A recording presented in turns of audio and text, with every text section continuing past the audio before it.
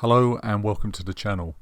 Before I start this video, I'd just like to take a moment to ask you if you'd be so kind to give this video a like and click the subscribe button. It all helps us to keep the channel going and to grow.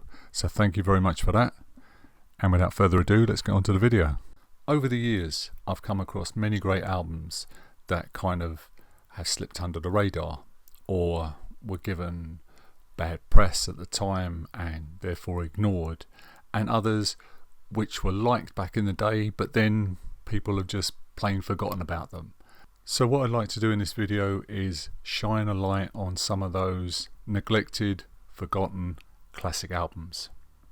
Album number 1 from 1973, Alan Hull and Pipedreams.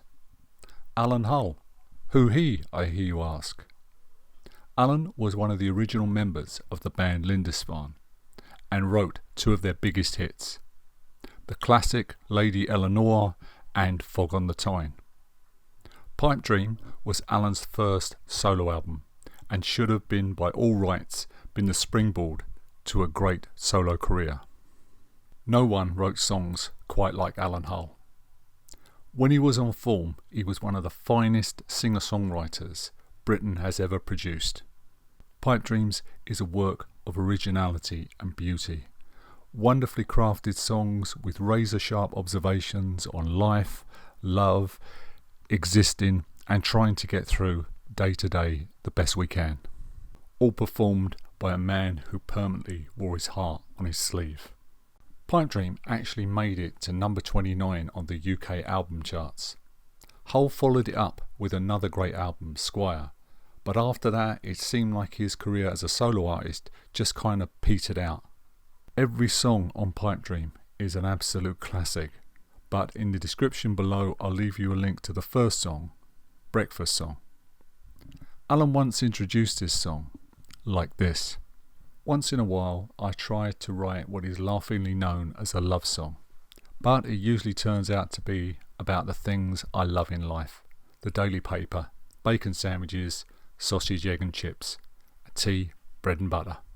Album number 2, The Use of Ashes by Pearls Before Swine.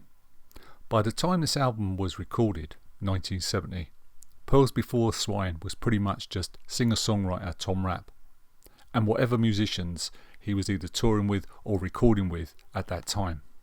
Tom Rapp recorded 10 albums in his career, and after some early success with his first album, One Nation Underground, Rapp's albums went largely unnoticed. I picked this album up in early 1971 for 50 pence, probably the equivalent to $1. For the recording of The Use of Ashes, Rapp managed to secure the talents of some of Nashville's finest musicians: Charlie McCoy, Kenny Buttrey and Matt Gaden. The best way I can describe Tom Rapp's music is, I guess, psychedelic folk. It inhabits a universe all of its own. For example, take the opening track, The Jeweler. The jeweler has a shop on the corner of the boulevard. In the night, in small spectacles, he polishes old coins. He uses spit and cloth and ashes. He makes them shine with ashes. He knows the use of ashes.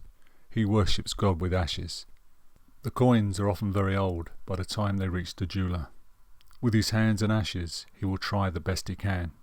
He knows that he can only shine them, cannot repair the scratches. He knows that even new coins have scars, so he just smiles. He knows the use of ashes. He worships God with ashes. Track 3, Rocket Man, was supposed to be the inspiration for Elton John's and Bernie Taupin's song of the same name. The whole album is filled with Rapp's otherworldly lyrics and melodies, and beautiful refined instrumentation from the musicians involved. Together they create an album that is strange, haunting and very, very beautiful. When this album was released, it sunk without a trace, and all around London's record shops you could find it in the bargain bins. Rapp went on playing and singing to around 73, 74 and then retired to become a cinema projectionist in Holland. I kid you not, but for The Use of Ashes, Tom Rapp was at his most consistent and most focused. In the description for this video I will leave you a link to the song The Jeweler. Album number 3, John Martyn, One World from 1977. John is one of those artists whose career I've dipped in and out of over the years, but I never quite understood why he wasn't a huge star. He had talent in spades. A wonderful singer, that deep, husky, almost slurred vocals, an exceptional guitarist, and add on top of that, he could write great songs. But John was always a troubled soul, and his problems outside of music, I guess, took their toll eventually. Most critics will point to Solid Air from 1973 as his best album, but 1977's One World wasn't that far behind. You have the achingly beautiful Couldn't Love You More, Dealer, which shows off Martyn's unique guitar style, with an acoustic guitar put through a fuzz box, a phase shifter and an echoplex, the rocking and reeling dancing, and combining with Lee Scratch Perry on the dub Big Muff, and the haunting Small Hours, which was recorded outside near a lake in, you guessed it, the Small Hours. And if you listen very carefully, you can hear the geese coming off that lake and flying over Martyn while he's recording this track. It's just a magical moment. But One World is a diamond of a record. The song I'm going to include in the description is Couldn't Love You More, but I'm also going to include an extra track from the expanded edition of the album Black Man on Your Shoulder, which is one of the heaviest tracks you will hear anywhere. Album number 4, Stage Fright by The Band. I picked this album up around 1970. I'd gone in search of the group's first 2 albums, but I couldn't find them in any of my local record shops. So I took a punt on the newly released Stage Fright. And after all these years, I still think Stage Fright is the best album the band ever made for me. At the time, the critics perceived it as a drop in form for the group.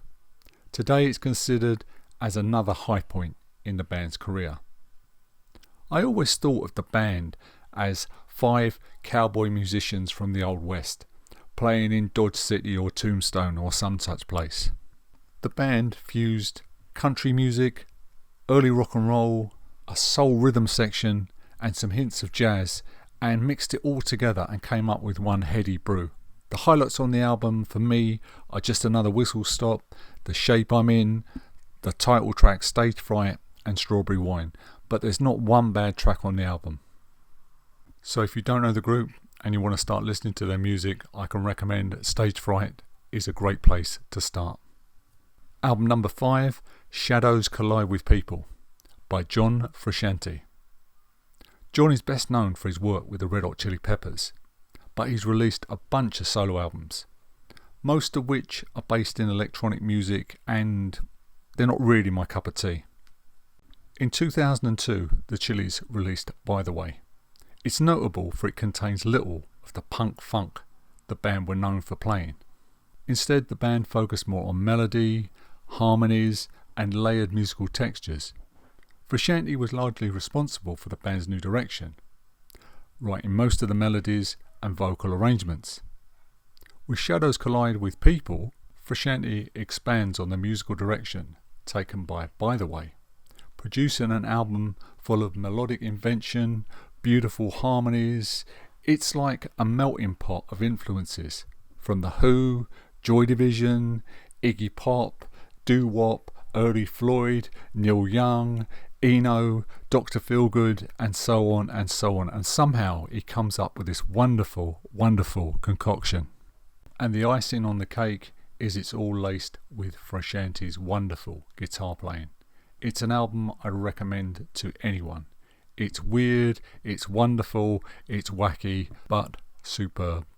In the description, I'm going to include a link to the track Water. Next up, from 1970, the MC5 Back in the USA. This is the MC5's second album, but their first studio album. The first album, the legendary live album Kick Out the Jams, actually got into the US top 30 albums. But for some reason, the record company didn't get behind this album at all, and it failed miserably. And trying to find it in the UK back then was nigh on impossible. Taking the energy of that first album into the studio, the band produced 11 kick-ass songs. It's now a record that's considered to have a huge influence on punk and new wave. I can hear the MC5 in the music of the Pistols, the Damned, the Ramones, Eddie and the Hot Rods, the New York Dolls, and many, many more. If you want a great example of the MC5's influence, listen to UK's first official punk rock single, which was 1976, New Rose by the Damned, and you'll see exactly what I mean. Lemmy was a big fan of the album. He wrote, "In a time of terrible manufactured music, back in the USA was rock and roll. Untreated. I used to sit and listen to that album for hours, listen to it all through, then put it straight back on again. It was that kind of album. Particularly with odd songs like Human Being Lawnmower. It was impossible to see the structure of that song for a while. You think, what's going on there? Then you sit and work it out. My favourite track on the album would have to be their cover of Chuck Berry's Back in the USA. So from this album, I'm going to choose the song Shaking Street. Link in the description. Next album, No Other by Gene Clark, released in September 1974. Remember what I said at the beginning of this video, how so many albums were released and given a thumbs down by the critics, the record companies didn't get behind them, and they kind of disappeared without trace. All of this applies to No Other. The critics hated it, Clark's record company didn't promote it, and by 1976 had deleted the album from their catalogue. Today, however, the album is revered for the masterpiece it is, and the title is very apt. No Other sounds like no other record. Graham Parsons, the legendary country rock artist, had the idea of creating a cosmic American music, one which would incorporate country rock with all the styles of contemporary music. Gene Clark actually achieves that with No Other. The album is just one great song after another, fusing together the best of country, pop, soul and gospel into music of the gods. The term masterpiece is bandied around a lot these days, but No Other surely deserves that title. So much so, I'm going to include the whole album in the description. Next year, I hope to be doing a podcast with Gene's son Kai, and I'm sure one of the subjects we'll be looking at is the album No Other. Album number 8, Shining On by Grand Funk Railroad. For me, Grand Funk never achieved the recognition they deserved at their peak, and today are resigned to pretty much a footnote in rock history.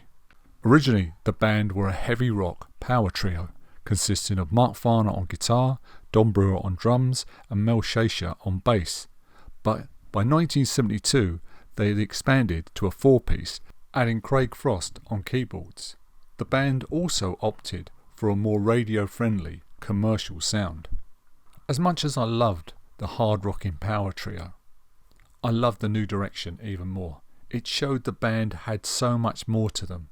From the strutting funk of the title song Shining On, the horn-driven Southside Johnny sounding Trying to Get Back In, the powerful, brooding Carry Me Through, which sounds like Grand Funk meet Utopia, the whole album shows a band just at the top of their game. Yes, and I even like their cover of The Locomotion. In concert, that was a showstopper. Shining On was a top 5 album, but like I say, Grand Funk are largely forgotten today. So if you want a great album, a great enjoyable album, go and have a listen to Shining On by Grand Funk. Let's show some love for Grand Funk Railroad. Next up, from 1982, And Not Or by Steve Hillage. For most of the mid to late 70s, I guess Steve Hillage was, how could you say, a reluctant guitar hero. While his albums were a mix of prog rock and funk rhythms, and they abounded in Steve's New Age philosophies about ley lines, UFOs, talking to plants. But go to his concerts, as well as the hippies and the New Age freaks, you saw many denim-clad rockers. They were there to see a master of the guitar. In 1982, after an absence of almost 4 years from his last studio album, Steve returned with a double album. One disc was called 4-2 Next, and disc 2 was called And Not Or. 4-2 Next was a collection of synth pop songs, which I really didn't like at all. I just couldn't get into it.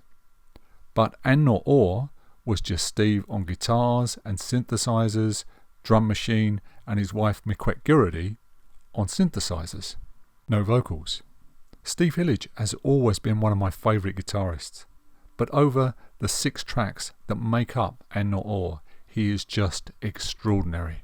It seems like having that space and freedom just allowed Steve to fly. He plays like a great jazz musician.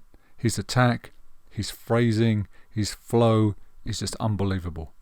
The title track, with its slow, stately build-up, slowly building up the layers of guitars until it explodes into one of the most joyous guitar solos you will ever hear. The track Serotonin, where his phrasing is among the best I've ever heard from any guitarist. Why Hillage isn't talked about with the likes of Steve Vai, Joe Satriani, Robert Fripp, all of the guitar greats, I have no idea. But if you want the best example of Steve Hillage's beautiful guitar playing, go and have a listen to And Not Or. I know the drum machine might sound a bit old and a bit tinny, but put that to one side and just listen to the superb guitar playing.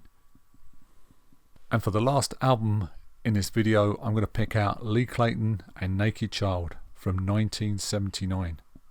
I came across Lee in that year of 1979 when a good mate played me the album. It's not very often a record hits me immediately, but Naked Child did. Lee Clayton was a bit of a maverick, to say the least, and he certainly walked to the beat of his own drum.